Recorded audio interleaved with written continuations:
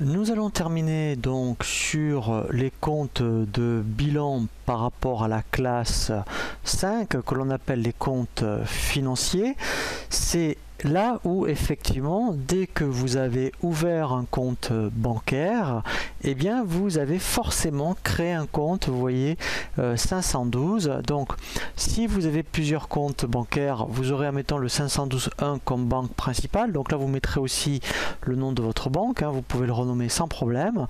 Et si vous avez plusieurs banques, vous voyez, vous pouvez créer comme ici le 512.2 Banque Populaire, 512.6 par exemple Société Générale, et par contre si vous avez un compte postal, donc là ça sera un 514 pour les chèques postaux. Donc ça, vous êtes sûr que tous les mois, dès que vous allez procéder à des règlements et des encaissements, vous allez appeler un compte 512.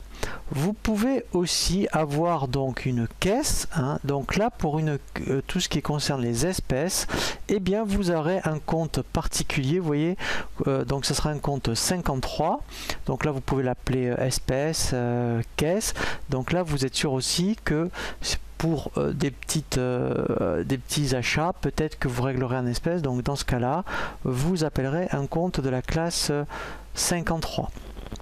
Ensuite, donc là, je vous en parle, c'est juste un peu plus longtemps après dans votre entreprise. Peut-être qu'après vous aurez des actions ou des obligations, pourquoi pas, hein, voilà.